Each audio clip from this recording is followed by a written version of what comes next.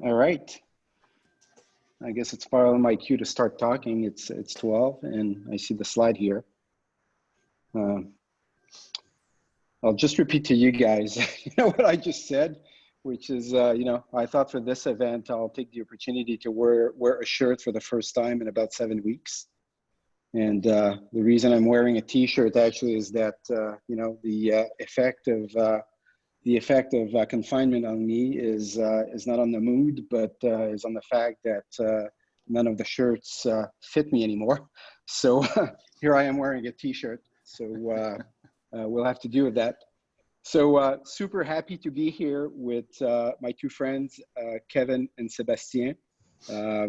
Sebastien, both of them, Kevin is a coach at District 3, and Seb is VP of Sales and Partner at Agendrix, a company that I've been following closely and somehow working with Seb for the last couple of years.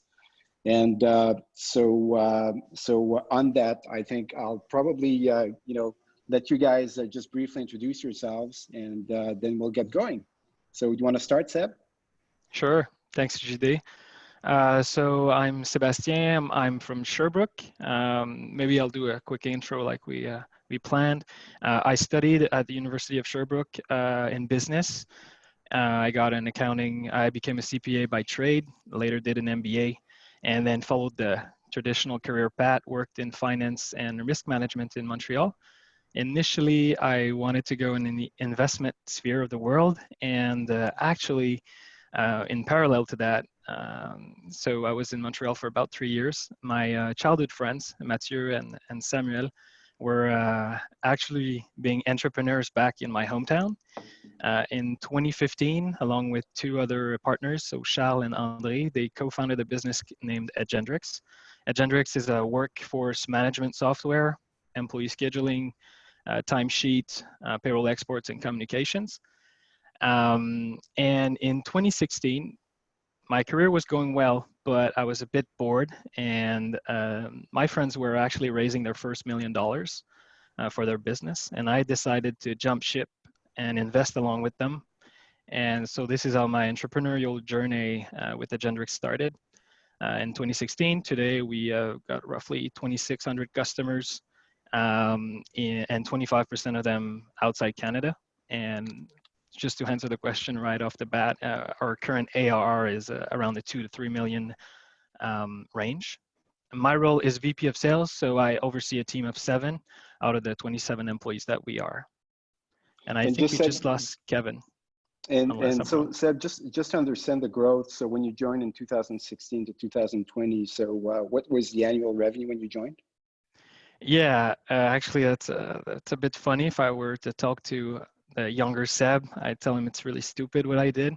So back then, when I joined the company, the guys had been pretty good at getting from 0 to 1. So our ARR was a bit under 100,000 per year, approximately, and they had about 200 customers. And so together we grew this from 100,000 to $2 to $3 million a year. Great, thanks. And Kevin, thanks for coming back. Yeah, fantastic. So as JD said, I'm a coach at D3. I actually studied to be a mechanical engineer in my life. My dream was to work in Formula One, but those plans kind of changed. I started working for a large company that made recreational products in my younger days, and just gave me the desire to go out there and change an industry, and that was the automotive one. So the entrepreneurship was always something that I wanted to do. So me and my best friend that used to work together, we decided to make the leap and go out there and begin something. And fast forward 4 years. We basically developed BEEM. BEEM is basically a software company that develops data products for the automotive industry. We have 2 products that are commercialized in the market. One that serves car dealerships, new car dealerships, and the other one that serves the OEM level, so a more enterprise approach. So, background as an engineer, but always been driven by sales. I actually head the sales here at BEEM as well. We started the business in 2015 and have doubled our revenue. We're a bootstrapped company and have doubled our revenue every single year since. Just last year, we broke the $1.2 million mark, and this year we're tracking to double that revenue once again. So we're a team of 16 people. Like I said, very tight-knit company, very niche products for problems that, you know, we're very familiar with and know that we can solve the best. And you know, that's pretty much what we do. So, you know, like so when said, when I reached out to you a couple of weeks ago, Kevin, you basically said, you know, the timing is perfect. Because after all I've been through, you know, I was looking for a way to basically share my experience of what I've been through. So, you know, maybe we could start there. You know, how has your life changed as the head of sales at BEEM in the last 7 weeks? You know, how was BEEM going on March 1st, and how is BEEM going now, and how have you adapted? yeah, so great question. This year was a full operations and scaling the business, scaling the revenue, acquiring customers. You know, we had a sales team in place and everything was going well. Numbers were going well. We were on target and above. And all of a sudden, you know, there is a declaration that all businesses are going to come to a halt. So literally our whole pipeline came to a stop. We didn't really understand what was going on. I don't think I did, in a sense where I didn't know how great the impact of this was going to be. But when other businesses who are your customers obviously say, well, we don't, you know, we need to go home, there's nothing that's going to happen. Immediately the first reflex was, okay, well, you know, what does this do to our revenue? What does this look like right now? And how does this impact essentially the story, right? Because as a startup, the way we always see it is we need to follow the story. We need to follow the game plan. And so one of the first things that we did is we kind of took a step back and said, okay, what do we need to do? How is this going to impact, you know, the revenue? And we need to make decisions based on that. At least, you know, take a look at how bad could this actually be. So let's make a first plan. What does this look like if it lasts, you know, 90 days? What does it look like if it lasts 180 days? And what does this look like if it impacts our revenue for a year, let's say, for instance? And do we have what we need to basically come out of this and stay in the game for long enough? With cash in bank and, you know, with the recurring revenue, how much of that do we anticipate losing? So essentially we did a quick exercise. My co-founder and myself.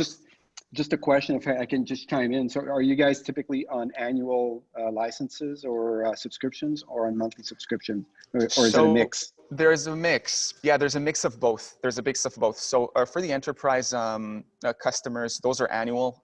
For all the small medium segment of our business, which is the car dealerships, they pay monthly.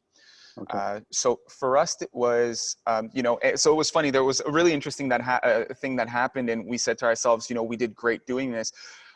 The first week where everything, you know, fell apart, we started getting calls from some of our closer dealerships, and the guys were basically telling us, hey guys, like, you need to help us. You know, could you please cancel the month of, you know, April and potentially May, and then defer our payments, you know, into the future. And it was like, okay, you know, maybe we can do this for one dealer, two dealer, but what does this mean if we have to let go of all our revenue? So we said to ourselves, okay, we have to make a statement. We have to position ourselves and maybe take a step forward and already apply automatically a 50% discount to everybody to minimize, you know, the losses. And as soon as we did that, we stopped getting phone calls from our dealers, from our customers, and we were able to actually save about 47% of our revenue just by taking, you know, that action. Customers were very happy. So you gave all of your customers on monthly subscription a 50% discount? Correct.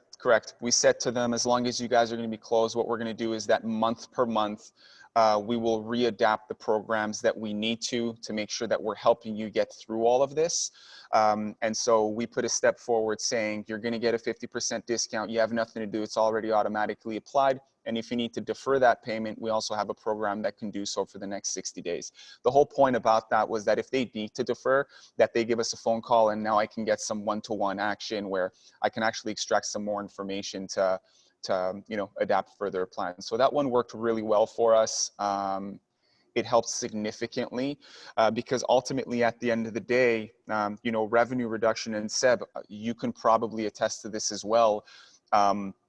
You reduce revenue, you have to reduce your expenses. There's no two ways about that. It's either you're going to go and get governmental grants, you're going to go get a loan to gap that, but whatever wasn't creating value for us, we had to find a strategy on how to reduce those expenses. So when we constructed the plan, we knew that it was going to be a hard hit for the first, 30 days. We worked with our employees. We developed a program. We had to actually cut salaries back 100% for all sales and marketing staff. And we had to cut back like salaries. When you say 100%, does that mean, salaries go to zero, basically? Salaries go to zero for the first 30 days. The reason why we did that, it was a bit drastic, but we said, you guys need to trust us. The only way that we can get through this is if we take, drastic action. All the rest of the staff, we cut salaries by another 40%.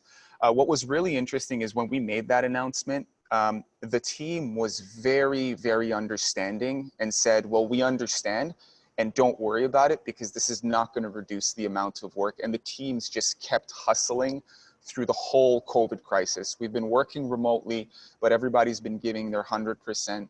And for us, that was probably one of the best compliments we can ever get.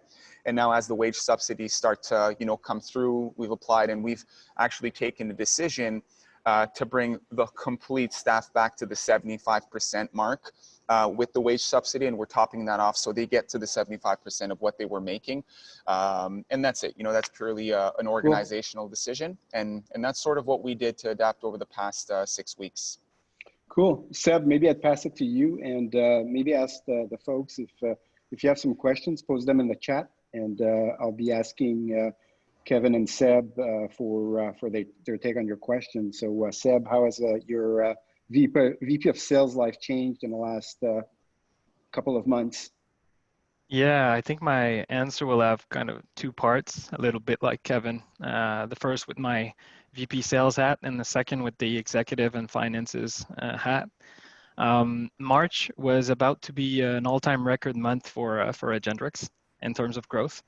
We had already hit an all-time record of month-over-month net growth on March 10th. So that was pretty impressive for us. To give you some sense of our industries that we're in, so I would say that at least half of them are essential, and the other half are non-essential. So tourism, restaurants, that kind of stuff. But in the essential part, there's a lot of healthcare, retail, pharmacies, elderly residences. So actually, we went into March pretty confident, beating our targets and reaching the 3 million AR mark that we're looking for. And then we arrived towards the middle of the month, pretty much like Kevin. We were hit by a train. What we noticed at first was that, or it's basically the leads pipeline that got completely shut off. So leads went down quite dramatically. And so how do you generate those leads typically? Were they paid ads? That's good. So yeah, most of them are paid ad, or I would say half of them are organic though. So we got a lot of word of mouth. We got PPC. We also do some outbound, cold call campaigns in targeted industries that we outsource. I have a partner named Adam. So just I'm curious, did you see a difference in, so you lost a large portion of your leads? Was there a difference according to the source? Every source everywhere, got hit. so it was all across the board. Okay. Yeah, maybe there was a little, some lag between, a few days of lag between the different industries and different with the channels, but it came to a sudden halt everywhere across the board pretty fast. So we started thinking, okay, how are we going to look just for this month, because it started so strongly. And actually in March, what happened on the head of sales part of things. So we had a pretty good month, not a record one. Our growth stopped towards the 20th, obviously, and then we started churning accounts. But since I would say 95% of our business is month to month and not yearly, since we were already the 20th, we still retained a lot of our customers then because they were locked in, basically. And then we regretted not putting more emphasis beforehand on the yearly plan, obviously. So we might address this a bit later in the year. And so we ended up March pretty strong, stronger than we had anticipated. We decided to keep calling the leads that came in. I think those leads, especially for us, we were lucky because, as I said, 50% of our industries are essential. Sorry about that. So something that was very different from 3 years ago, when most of our clients were restaurants. Now we have a lot of pharmacies, and as I mentioned, like security companies, field services, and those leads kept coming in. So we had to serve them, although at a slower pace. We tried to reorganize our sales to start calling all of our customers, a bit like Kevin said. However, it was not really realistic for us to issue, a across the board reduction, because we didn't know exactly whom amongst our 2,600 customers were going to stop using it, start using it, and then we've got a lot of customers in Europe, some in the States, and so it makes it very complex on that level. So on the head of sales point of view, leads dropped completely. We braced for April. We made a couple of mistakes in trying to upsell existing customers in the essential industries. I'll come back to that later. And we really switched our focus into customer success, writing to our customers, making sure that they were okay, just wanting to know if we could help. That went well. Trying to upsell them did not go well, and in hindsight, it was stupid but legitimate. And since then, we've readjusted. What did you try to upsell them on? So at Agendrix, we really focus on the motto land and expand, which you're probably familiar with. We try to land in the department of a pharmacy, say the department floor or the lab. And then we try to, after some positive experience, a month or 2 or 6 months, we try to grow into the whole store. Or if it's a chain, we try to do a pilot in 1 or 2 locations and then expand. So we tried to call those customers that we knew would remain open. And now the crisis has hit. I know you're in it over you. Can we help? Can we grow into your other departments? Can we accelerate the deployment of this solution? And when we started calling these people, so that kind of customer success, or actually it was just trying to cross sell, we, especially in the first weeks, when you're desperate for cash, for growth and stuff, and you're seeing all these churn accounts, so your intuition is to do this. But then we started calling people, and we were getting people on the phone that were too busy, that were basically, are you serious? You're trying to sell us something? I have like customers fighting in my store. I have people that are irritated. Toilet paper. Yeah, exactly. and so that was a mistake we did. And the worst in that is that we were calling some people that either got sick with the COVID, or some people, more especially, that had lost their jobs. And so it's such a poor timing to call these people. You don't really know where they are. So we readjusted. We stopped after about maybe 24 calls to do this. And then we started sending emails, just asking, hey, I want to check in. How are things on your side? Is there anything I can do to help? That campaign, which was not automated, we did it personally by account manager. So that's a couple of hundred emails. This one was overall very well received. Oh, thank you for caring. Maybe you can help with this training, or no, just thank you for checking in. That was better. Of course, there's a full load of questions and feature requests that came in because of that. And then you're kind of stuck between, the customer and the situation, because you actually ask for their feedback. So oh yeah, I'd really like to have this very specific feature, which makes no sense in your roadmap. and even in a post-COVID economy. So then you've got to, balance the tone that you'll have in your responses.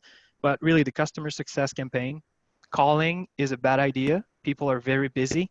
You're essentially trying to get more of their time. So sending an email, it's async, just asking how they were, if you could help. That was the best move on our case, and it allowed us to know, okay, so this business is really essential. This one is still operating. This one not. What we did is we developed a special plan we call the communication plan to prevent churn. Pretty much the same objective that Kevin did by issuing the 50% discount. And it's basically, we cut the price in half, depending on which, or even 3/4, depending on which plan they were on. That would keep their account safe and all their employees connected so that they could use the newsfeed and the messenger to send messages. We saw a drastic hike in the usage of those modules as the crisis was unfolding, because all the new rules you have to set in place, the safety stuff, and just to keep your people updated. I think that was having a clear and precise message to your staff was essential. So that's for the head of sales part. And sorry, I'm getting long in there. For the executive and finance portion, I'll make it short. As an accountant by trade, I ran a couple of scenarios, obviously from the most pessimistic to the more optimist scenarios. And we made a few changes to our cost structure, obviously. Some were miscellaneous, like turning your annual subscriptions that we're renewing in March or April into monthly subscriptions.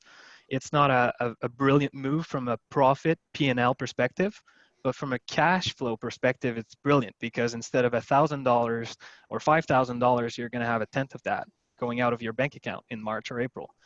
And on the staff side, that was really heartbreaking, because on March 18, so the quarantine had already started, I was planned to integrate a new salesperson. His name is Patrick. And so the timing could have been worse. But that person had committed to join us a month ago. He had left his job. He had used all his vacation time. He was set to come in, and he's got a house. He's got a 6 months old little girl. And we decided to keep him in, despite the financial hurdles ahead of us. So what we did is we diminished across the board, executives and employees, the hours of everyone by 15%, but we kept everyone. So we diminished the hours of everyone, and of course the salaries. So was that hours or compensation? So working 15 hours less, thus paying them 15% less, or? So yeah, sorry, perhaps there was some confusion in what I said. So everyone worked 15% less, and their compensation was affected accordingly. Okay. The funny part is executives usually work more, but we just wanted to be fair for everyone. We wanted to take the hit all for one, like a family. It's one of our values on top of that. So I guess we were kind of forced to live by it. Anything to add, Kevin?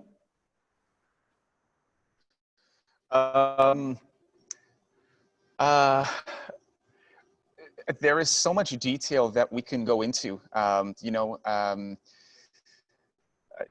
It's been so dynamic for us. Yeah. Literally. Maybe we could tackle how you guys basically set up your team to work remote.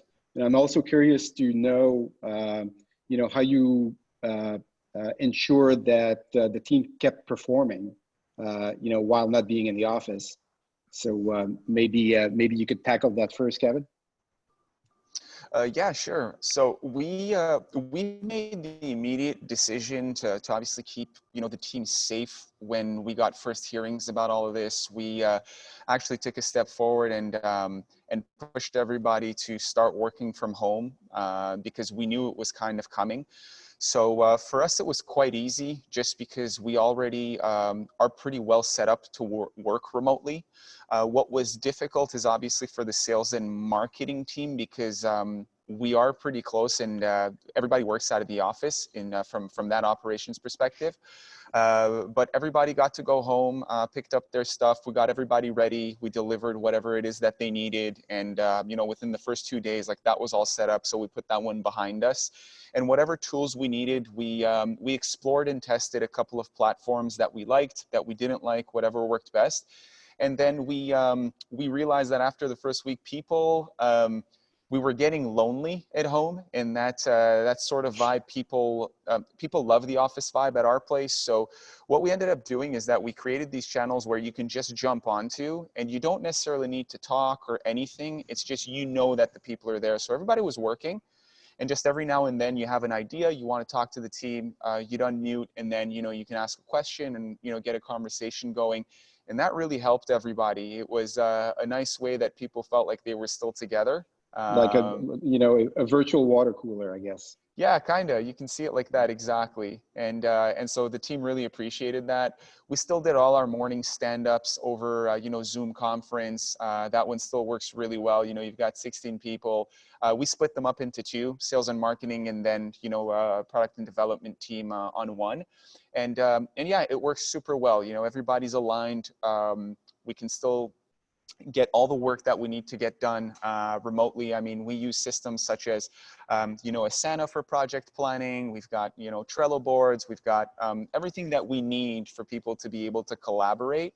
And so that's worked really well for us. We just basically turned up a little bit whatever we were already doing just to adapt it to a working environment. But it took very few minor adjustments on our end to make sure that everybody was still up and running. And at the end of the day, you know, what it really comes down to, and it's a great question, JD, how do you make sure that your team is outputting the expected work? When I have my executive hat on, you know, at the end of the day, it comes down to trust.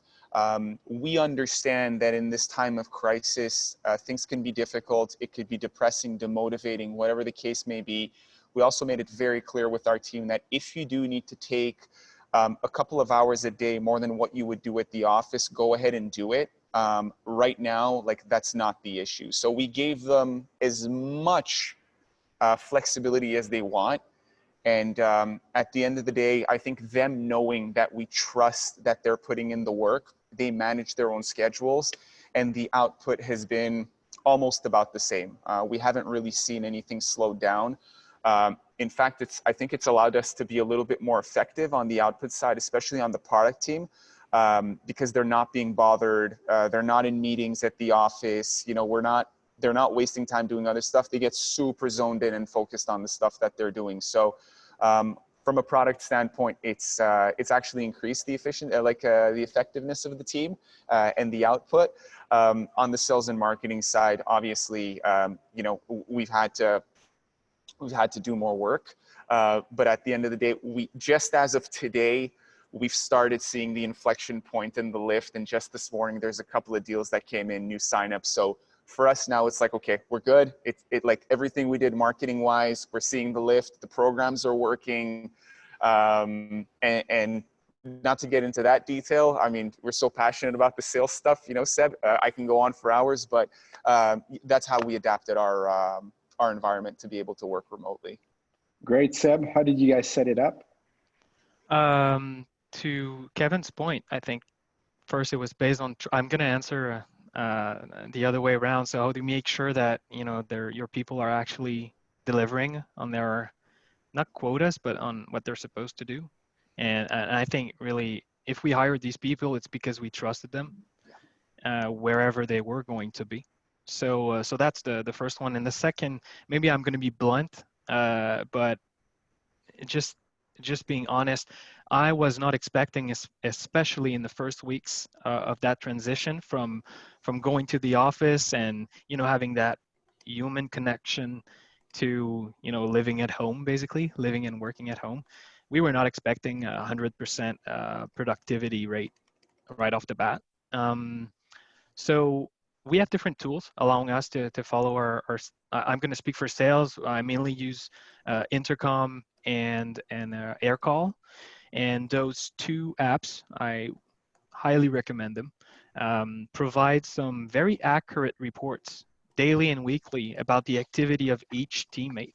So you can know how long it took them to answer to their conversations, actually how many conversations they participated in, how many calls they did.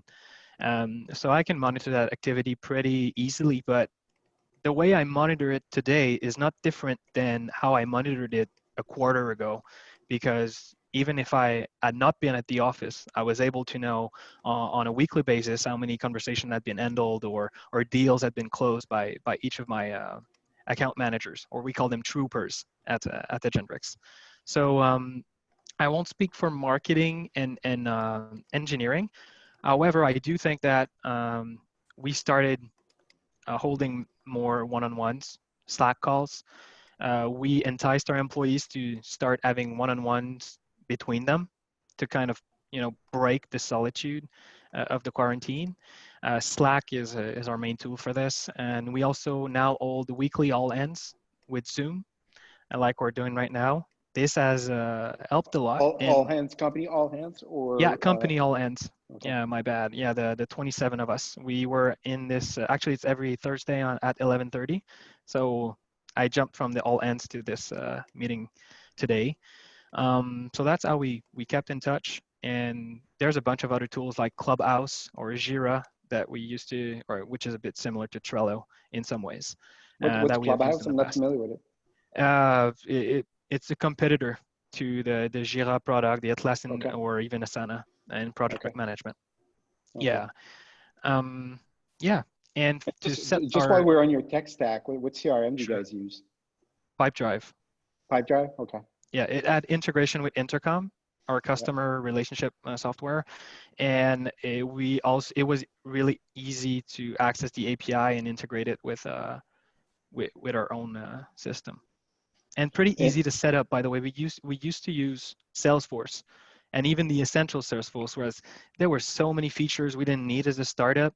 It was completely useless. And there are other CRMs like Close.io and others like yes. that are very expensive. Good software, very expensive. Um, if I were to go back 3 years ago, I'd still pick Pipedrive, Intercom, AirCall, a very good trio. What do you guys use, Kevin, on your side? So we had started with Salesforce as well in the earlier beginnings. We're always of the mentality of we don't want to do the work twice, so we're like, do it right the first time. But with the lack of experience we had, we went for what we thought was the best in the market. I completely agree with what Seb said. Sometimes those tools are way overkill for what we need to do. So we actually pulled back and went to something that was a little bit easier to use for the staff. We went with HubSpot. So we use HubSpot, we use Toki just because of some of the integrations that they have. We've got Zoom for video conferencing and sometimes Google Hangouts. And all our metrics are done through our BEEM data platform because that's essentially what it is. So we actually run all the analytics and the insights of our own data with the product that we sell to our customers. So we are actually a test bed for the product that we're also putting out to market. So yeah, that's essentially what we use on the sales side for our Yeah, operations. to add on that, if you have the luxury to have an internal developer build an internal tool for you, sometimes it's just amazing. We use a similar tool that we call Metabase. It's open source, it's online, that you can plug into your database, Right. and then you can pull queries from it. It's on a SQL format, and even a non-tech can somewhat get around with in it. But if you have a dev helping you, we built something that we call the Stripe zone in Agendrix. So Stripe, maybe you know them. They're a card payment processor that we use. So we developed a verb at the Agendrix. So you stripe an account, it's like closing an account. And the Stripe zone is basically all the current leads in trial. We work with trials. People do a trial, businesses do a trial in Agendrix, and after a couple of weeks, they are asked to convert. And we have a point system up to a rank of, a 15-point system.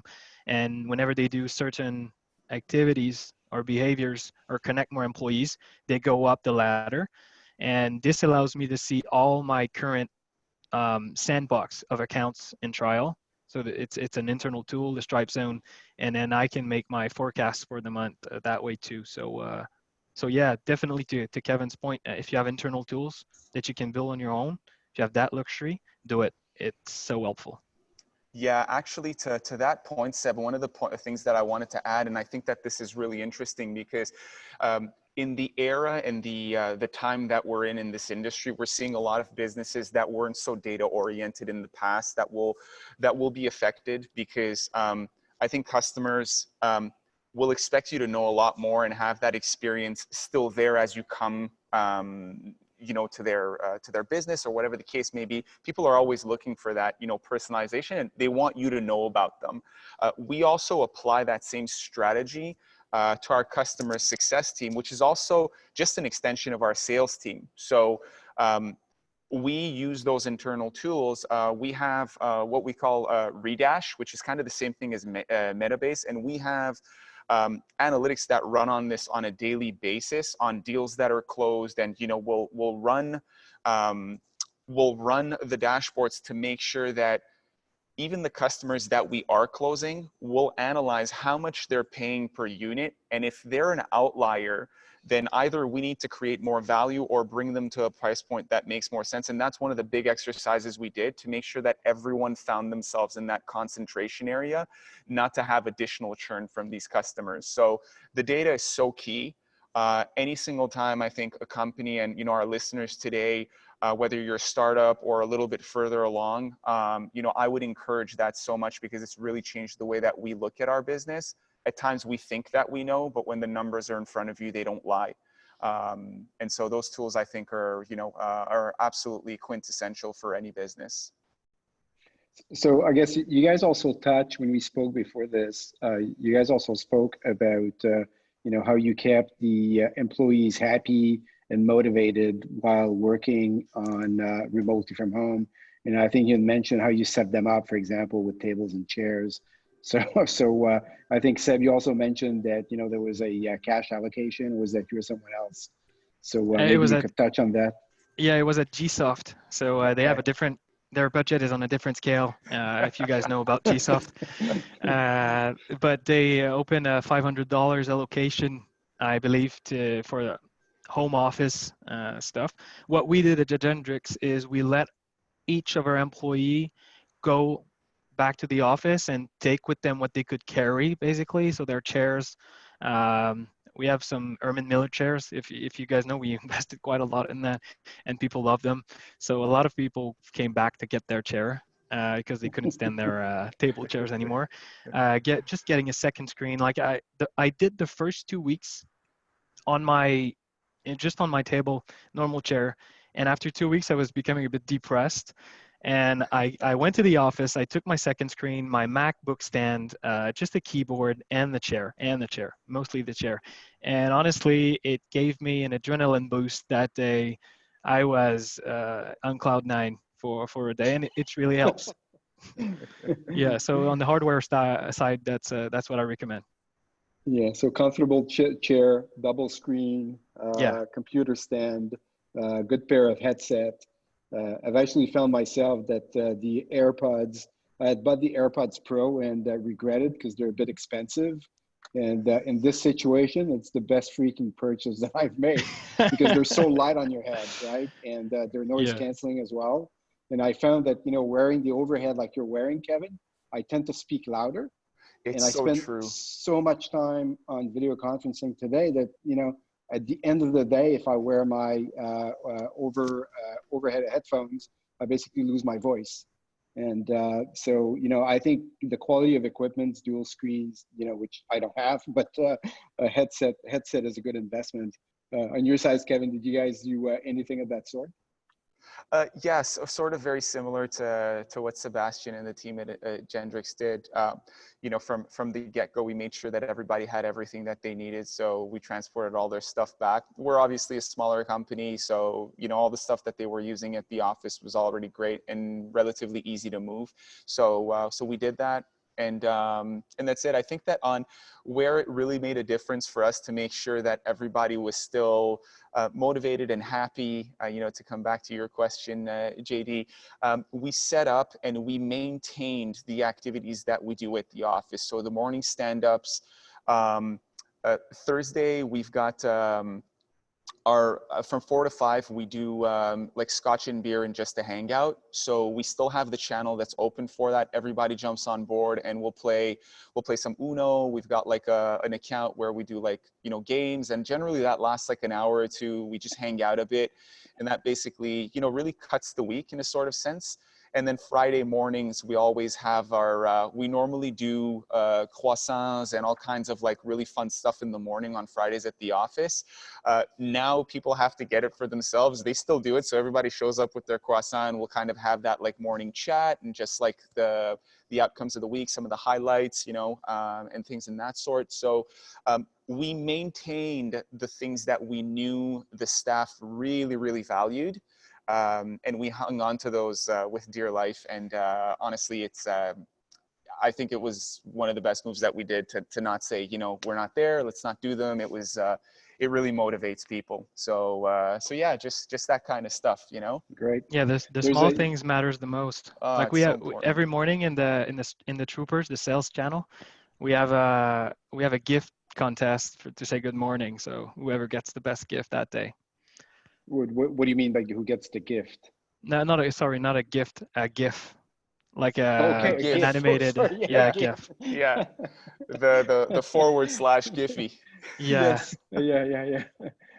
So there's a pretty good question on the chat actually, and I'd be curious, Seb, you've answered it. So the person's asking, how has COVID-19 caused your companies to look at new ways to segment the market? So have you thought about that? I mean, is this opening up new market opportunities for you guys? Kevin, you want to go first? Sure. That's a fantastic question, and the answer is 100% yes. So over the past 3 weeks, deals that are at let's just call it more of an enterprise level for us with some of the products that we knew that the market was maybe just on the edge. I was able to pick up the phone and literally contact the CEOs of every large auto brand that you guys can imagine, whether it's the Don Romanos of Hyundai, whether it's the Marc Wayons of Porsche, or, you know, whoever we're talking about, Nissan, Mercedes-Benz Canada. I basically grabbed the phone, I LinkedIn messaged them because it ties into the whole contactless and touchless approach. And our approach with that was more along the lines of, we've been working with many of your dealerships. Now would maybe be the time to open up the tables to have discussions because we want to help, you know? And that's really the way we went into all of this. Literally, we've filled up the pipeline with these sort of discussions.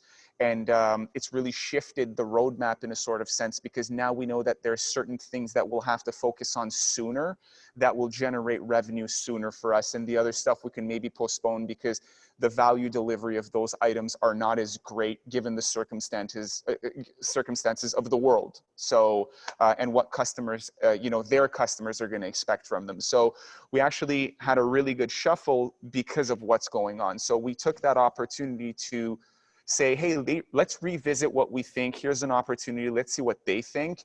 And a contact that would normally take me 6-7 follow-ups to do, it took one email, and it was, I'm putting you into contact with the person that leads this, and we want more information. So I've literally been entertaining these discussions for the past 3 weeks. And it's been really amazing, and also very encouraging for the team to know that, okay, you know, although we've been affected because these businesses are deemed non-essential, there's still an amazing, you know, growth potential for our company, let's say 30, 60 days from today. So let's start focusing on that now, so we're ready once everything, you know, is back to normal. And I'll leave it at that to give Seb some time to chime in. That's pretty thorough. That's pretty good. Yeah. Well, on our side, it's since we were in various industries from the start, we just started getting more leads from our security companies, from healthcare companies, home care companies, and to some extent, senior residences. They're being they're getting quite the attack right now. So it's not exactly a good time to deploy, but they have some interest, because for once in the past, it's the first time in the past decade, they're actually receiving CVs, you know, and getting people to work for them. So yeah, we see a shift there.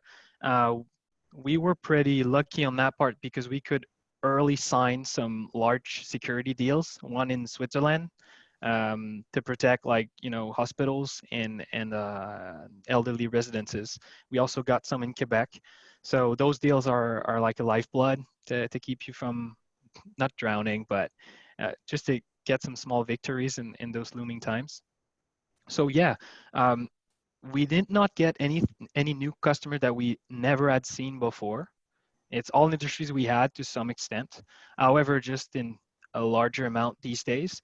We also chose to, and it's very difficult in such a situation not to alter all of your roadmap, because you're like, oh, how long is this going to last for? Is it 3 months? Is it 1 month? Is it 1 year?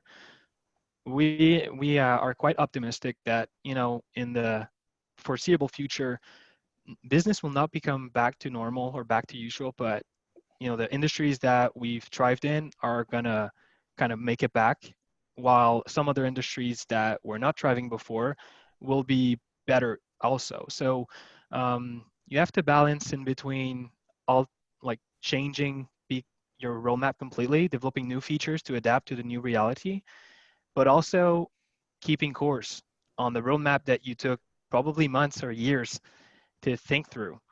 And that's really hard. But it's very important to think about this with your product team, and then to deliver a clear and concise message to your teams, because for them it's really important, I think, to keep faith, and that, ça va bien aller, and get the rainbow kind of thing going. So I'll just remind people attending that they can ask questions in the chat as we're getting towards our last lap. Did you see one, Seb, that I missed? Yeah, I actually agreed to answer a question from Sebastian Munoz. How have you adapted to your outbound campaigns to keep your pipeline full during these difficult times? We actually stopped the outbound campaigns and completely for the time being. It's usually quite expensive. We don't do the cold calls ourselves. We have the luxury of hiring a firm. We outsource this activity, but we need to train them and monitor them, and they're basically paid by the hour. So for the moment, we decided to cut this short to save on those expenses, because the people we were calling anyway, the industry targeted, were not really fit or in a good mood to receive our calls. So what about digital advertising? Did you cut it back? We cut the social media advertising. Okay. This one became very, very crowded and very expensive. Leads we were getting from there weren't converting. We saw this a rapid diminution of the effectiveness of that channel in like 2 to 3 weeks. So we cut it, but we kept the PPC, like Google AdWords, Bing AdWords, and this one still brings customers. I mean, we still hit new customers every week, and I've been hitting new customers, closing them or striping them every week since the beginning of the crisis. It's just that fewer than before, and obviously not enough to counter all the churn and all the shrinking we've received from our existing accounts through the month of April. How about you guys, Kevin? I didn't ask first when we started this conversation. What's your lead gen channel typically most effective? Yeah, no, great question. So the way that we operate so for one of our product, which is our loaner car management software for the automotive sector, so for car dealerships, we have a very, very niche and specific way to sell. So it's all outbound. The annual contract values allow us to do that because we're looking at an ARR per account of anywhere between, it averages at around like $8,500, $9,000. So we're capable of doing the outbound calls.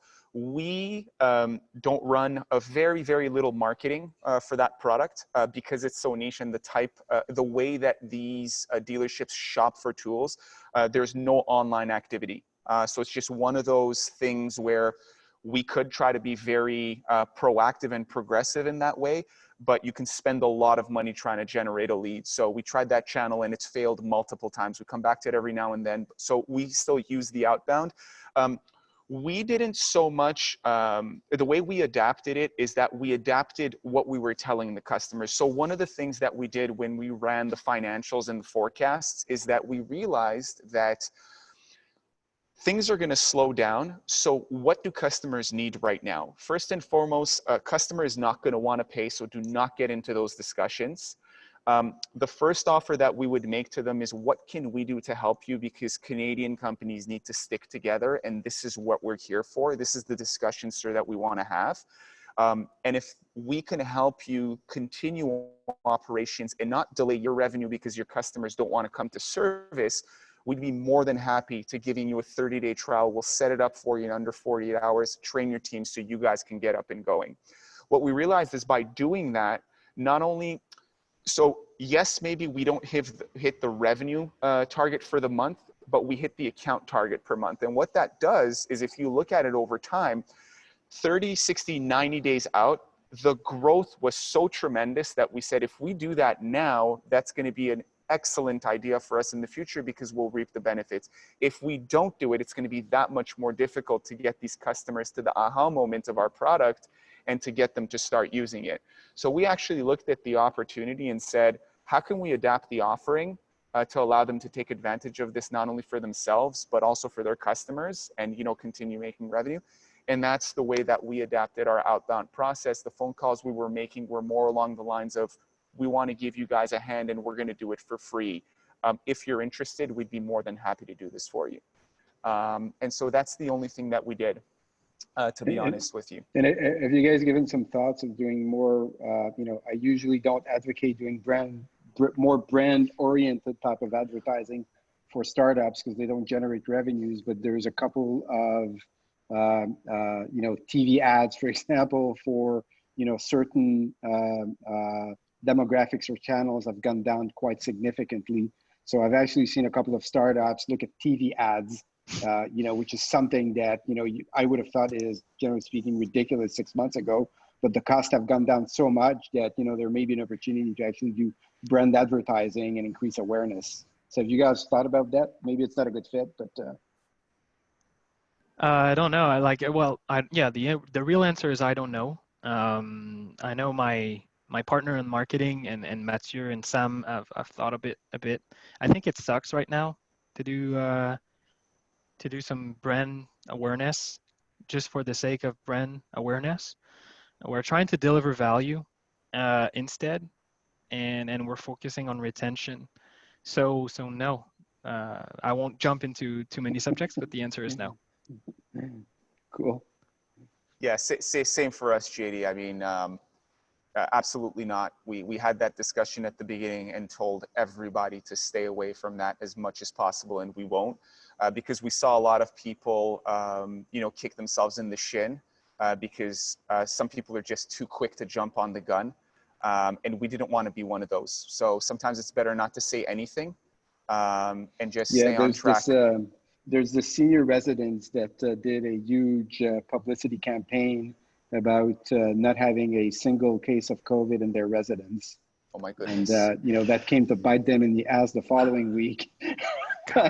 It's actually, like 2 weeks ago, I spoke with one of our customers, Luc, he owns a residence, and he was kept at home and he couldn't go to his residence. So he was forced to manage from a distance. It's a CHSLD.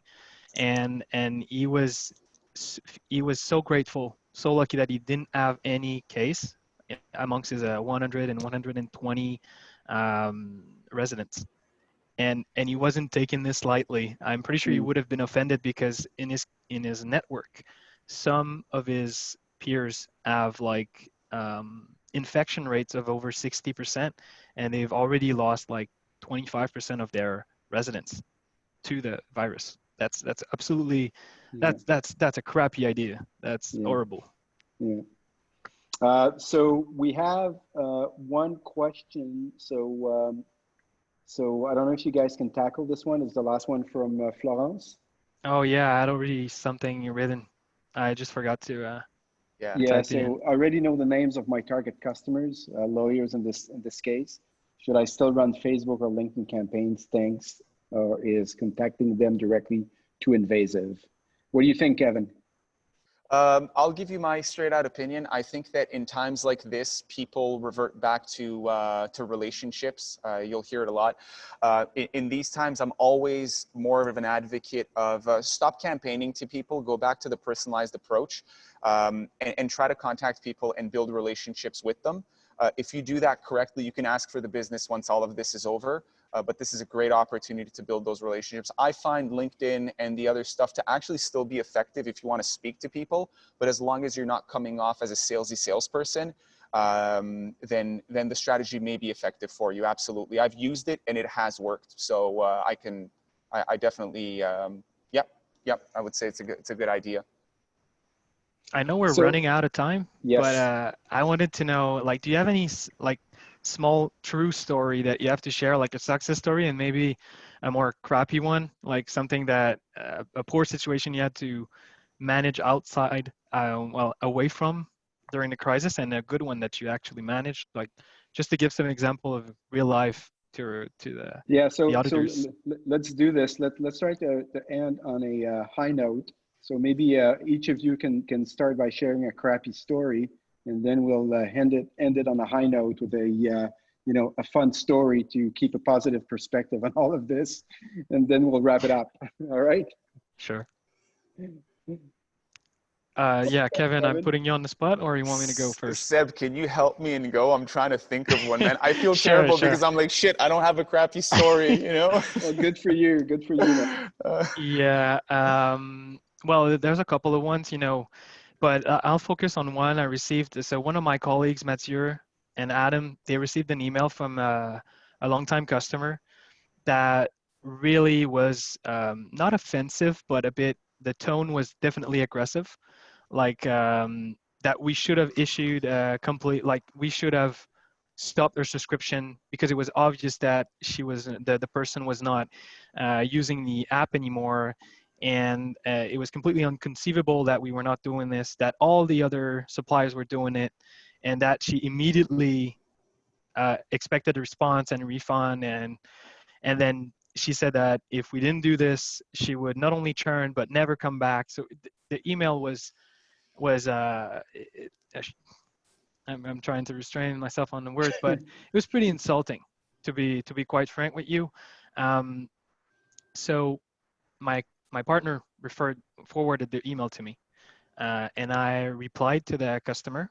And I'm gonna give you one trick: the first draft you write is gonna be shit. Okay, do not send that draft. I wrote the draft. I was gonna be rough on my email to that person. Uh, I thought that person felt entitled and very like not empathic. So I went to sleep, and the next day, my email kind of unsnoozed, and I retyped it, rephrased it, and so I just told that person, so hi, I explained to her how a monthly subscription works, like Netflix. If you want, you try to call Netflix because you're not using it and you want to be reimbursed. I'm not quite sure you're going to get, reimbursement. And then for the part where everyone was, unsubscribing, all of their customers, I was like, you're really lucky on that. I've not experienced this. And I just told her, like, I understand your pain, but right now we've got also hundreds of customers churning. Like I cannot fathom what you're living, but we also have our cost loss, basically our revenue loss occurring, but we need to keep the lights on anyway. So I feel your email was a copy paste. It was a copy paste. Basically, that she was sending to all of her suppliers, and I will forgo this, and basically just sent an email back, trying to put things back in perspective and get a little respect. So that it's a crappy story for me because I mean, you're receiving those emails, you're probably going to get some every day if you have a lot of customers or from time to time. And it's really hard to respond to those things without being harsh. That's why I say do not reply with your first draft. And also, the second thing I want you to know from this is that, like, people should still respect you, even in times of crisis. You should not allow them to write emails with like swearing words or saying that your service is shit because you didn't do something. You can't expect the impossible to someone. And there's always a way to respond this politely. And in the end, that person, by the way, did not churn. Elle s'est excusée. So she apologized. It was under pressure, and she moved to a smaller plan. She downgraded. I thought you were going to say she moved to a premium plan. Yeah, maybe in the future. We'll know. So that's my crappy story. Yeah, so it's 1 o'clock, guys. Let's wrap it up. Maybe just give us your 30 seconds on what's next for you guys, and if you have a final word of wisdom, and then we'll wrap it up. Yeah, sure. Seb, you want me to go first? Yeah, sure. Yeah. So yeah, listen. I think that there are many ways to finding good opportunities out of situations like this. We've obviously never been in such a crisis. As a first-time founder myself, we didn't know what to experience through this. But one of the things I can tell you is when you build a team of people that have the right values and you're aligned on the mission and what you're trying to do, it makes it a lot easier getting through difficult times. So I would say that if there's anywhere that you do focus and places that you are to invest, any new startup, is build a rock star team. I agree with Seb. Find the names, find the lingos, troopers, whatever it is. Find things that are fun to motivate people, because at the end of the day, that's going to be your way out. On the other stuff, I mean, you have to be like a sharpshooter and a sniper when it comes to your financials and understand your numbers. And if you're controlling those things properly and you have a good team, there's no reason why people shouldn't succeed coming out of this. So, good luck to everybody, and wishing everybody, and their families safety in these tough times. Seb, final word? Yeah, maybe 2 things. I think what you do is who you are. That's a book by Ben Horowitz. It's never been truer. You'll be remembered for the way you behave during the crisis, especially by your employees and then by your customers. So that's why maybe sending the first draft of a bad email is not a good thing. So think about that. I also recommend subscribing to the SaaStr newsletter if you're in sales or a sales manager. The owner actually, the founder actually said something 2 weeks ago. He said, if you didn't know who was a leader before the crisis, now you do. So, and that's pretty much works with it. And vice versa. Yeah. And the last one is really, I think, this situation sucks. I won't lie, but I think I'm grateful for the fact that this is an unbelievable opportunity for our generation of entrepreneur to learn through a recession that's coming or looming, and a bear market and a crisis. Most millennials and certainly all Gen Z never lived through a situation like this, but all GX boomers and go up have been through several crises, and I think it's our chance to shine, if you want.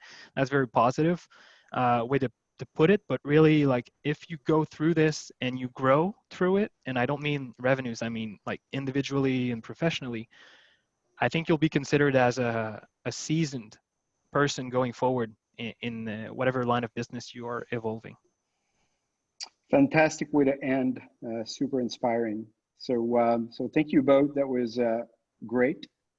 And if just for the people who are, I don't know how many people are left, but if you guys want the opportunity to work with Kevin and maybe even Seb, we'd love to have you guys sign up to be part of our community at District 3. So thank you all, and hope to see you soon. Thank you, Jide, and to D3 team for organizing this. Absolutely. It's great having everybody. Thank you.